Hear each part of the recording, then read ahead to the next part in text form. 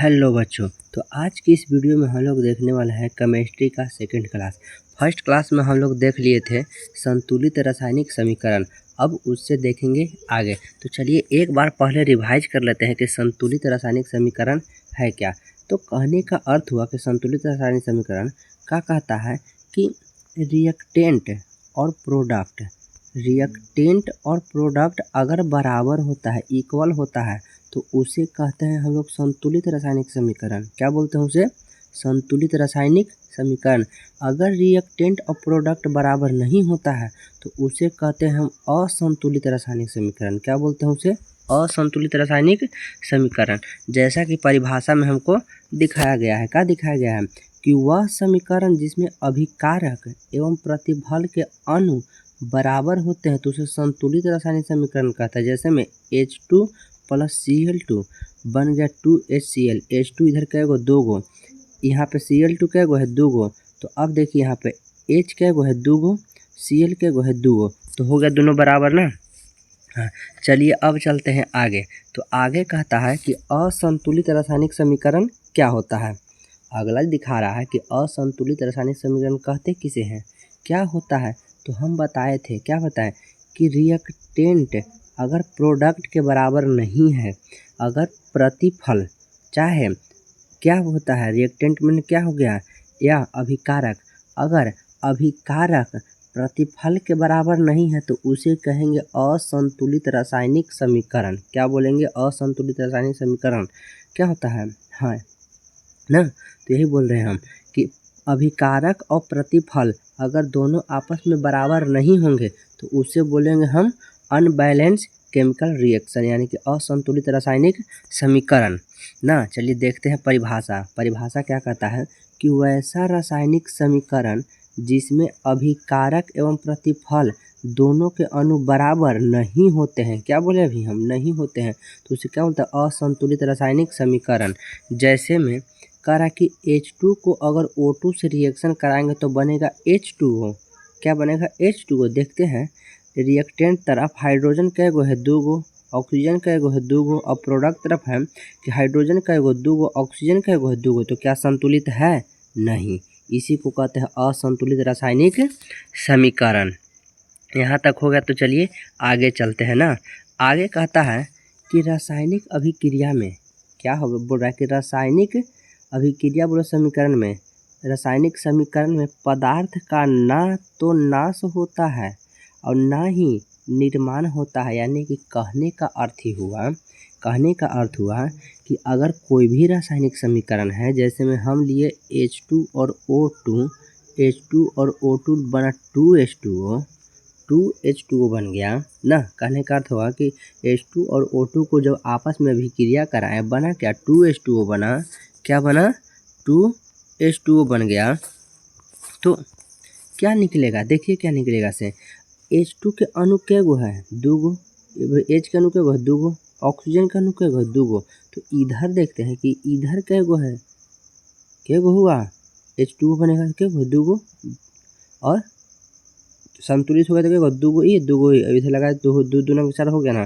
तो कहने का तो कि रासायनिक समीकरण जो होता है, पदार्थ का नाश नहीं होता है, विनाश नहीं होता है, खत्म नहीं होता है, एक रूप से सिर्फ दूसरे रूप में क्या होता है? परिवर्तित होता है। एक रूप से दूसरे रूप में क्या होता है? सिर्फ परिवर्तित होता है ना। क्या होता है? परिवर्तित होता है। देखिए तो अब कह रहा है, आगे कह रहा है कि रासायनिक समीकरण को संतुलित करने के लिए 2 नियम होते हैं। कौन कौन से नियम होते हैं? कोई थी क्या बोले कि 2 नियम होते हैं। कौन कौन से होता है? तो पहला अनुमान विधि द्वारा संतुलन विधि, जिसको हम अंजादिये से संतुलित कर सकते हैं, अंजाद से संतुलित करते हैं उसको, उसी को कहते हैं हम लोग अनुमान विधि द्वारा। क्या बोलते हैं? अनुमान विधि द्वारा। दूसरा का है कि गणितीय विधि द्वारा, यानी कि पूरा गणित के रूप में लिख के मैथ की तरह बना करके उसको प्रूफ करना चाहे उसको क्या करेंगे? संतुलित करेंगे ना। तो पहला देखते हैं। पहला है कि अनुमान विधि द्वारा बोलता है ना, अनुमान विधि द्वारा संतुलन। तो पहले एक लेते हैं समीकरण। एक पहले क्या लें? समीकरण लेते हैं, देखते हैं। तो Mg और 2HCl क्या ले लिए हम? Mg और 2HCl बना कुछ MgCl2 प्लस H2 अलग निकल गया। भाई धातु है तो अधातु के साथ बनेगा, तो MgCl2 बना लिया। अब H2 का करिए बाहर निकाल दिया। अब देखते हैं कि इसको बोलते हैं रिएक्टेंट और इसको बोलते हैं प्रोडक्ट। क्या बोलते हैं? प्रोडक्ट। तो देखते हैं कि रिएक्टेंट के तरफ कितना क्या है। मैग्नीशियम 1 है, हाइड्रोजन 2 गो है, क्लोरीन 2 गो है। अब देखते हैं मैग्नीशियम 1 गो है, क्लोरीन 2 है, हाइड्रोजन 2 है। तो कब संतुलित है, बराबर है? तो हाँ, रिएक्टेंट बराबर प्रोडक्ट है, तो इसे कौन सी बोलेंगे हम? संतुलित है। तो ये संतुलित समीकरण है ना। चलिए आगे, अगला समीकरण बोल रहा है कि Mg प्लस HCl बन गया MgCl2 और H2 को बाहर निकाल दिया। अब देखते हैं का रिएक्टेंट प्रोडक्ट के बराबर है तो संतुलित और नहीं है तो असंतुलित ना। है तो संतुलित और नहीं है तो असंतुलित। तो कहने का अर्थ है कि Mg इधर कै गो है? एगो। H कै गो है? एगो। हाइड्रोजन क्लोरीन कै गो है? एगो।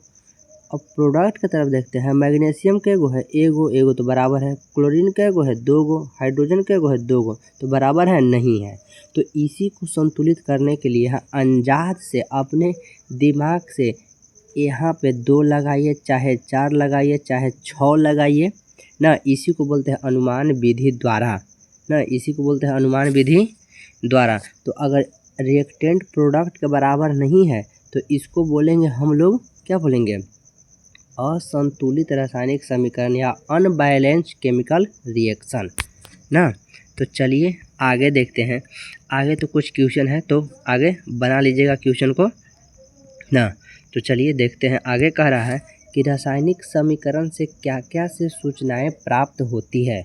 रासायनिक समीकरण से हम लोग को क्या क्या से सूचनाएं प्राप्त होती है। तो देखते हैं, पहला है कि यह अभिकारक प्रतिफलों के संकेतों एवं सूत्रों की जानकारी देता है। यानी कि अगर कोई भी समीकरण है, जैसे H2 प्लस O2 बना H2O, अगर ई समीकरण है तो इधर के तीर के बाएं चिन्ह को बोलते हैं रिएक्टेंट, यानी कि ई अभिकारक की जानकारी दे रहा है, और तीर के दाएं तरफ वाले को बोलते हैं प्रोडक्ट। क्या बोलते हैं?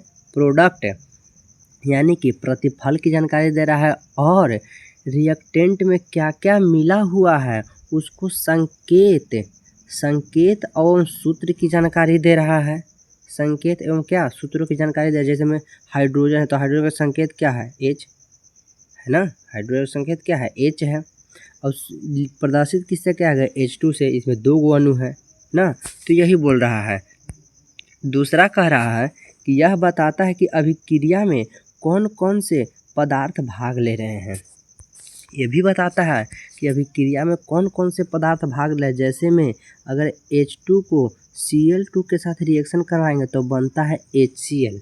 क्या बनता है? HCl ना। तो क्या बोला अभी कि कौन से पदार्थ ले रहा है भाग। तो देखिए कौन भाग ले रहा है? हाइड्रोजन गैस भाग लिया, क्लोरीन गैस भाग लिया, तब तो बन गया अम्ल। क्या बना? हाइड्रोक्लोरिक अम्ल बन गया। तो यही बोलता है ना। अब कह रहा कि और कौन सा पदार्थ बन रहा है, और कौन सा पदार्थ बन रहा है। जैसे में अगर एग्जाम्पल लेते हैं हम, एग्जाम्पल किसका ले? चलिए इसी का लेते हैं कि H2 को अगर Cl2 के साथ अभिक्रिया कराते हैं तो बनता है HCl। तो जब 2 गो गैस के मिलाएं तो क्या बन गया? लिक्विड बन गया। क्या बन गया? ये लिक्विड बन गया। तो इसी को बोलता है कि कौन सा पदार्थ बन रहा है ना। कौन सा पदार्थ बन रहा है? हाँ रे, कहने का अर्थ क्या हुआ कि कौन सा पदार्थ बन रहा है ना। तो देखिए आगे कह रहा है कि यह अभिक्रिया की अभिकारक में परमाणुओं की संख्या को भी बताता है। यानी कि जैसे में H2 अगर Cl2 के साथ अभिक्रिया को कराएं तो बना HCl। तो जैसे में रिएक्टेंट है तो रिएक्टेंट में हाइड्रोजन के कै गो परमाणु है? 2 गो अणु। कै गो है? 2 गो है। तो यही चीज़ बता रहा है ना।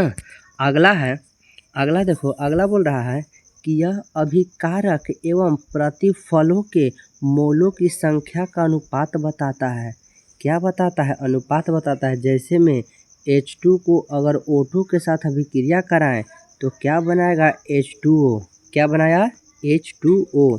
तो ना इसी को बोलते हैं क्या, एक निश्चित अनुपात में मिल रहा है ना, एक निश्चित, जब दो को गैस को मिला रहे हैं तो एक लिक्विड बन रहा है। क्या बन रहा है, एक लिक्विड बन रहा है। तो एक निश्चित अनुपात में मिलाने पर ही बन रहा है ना।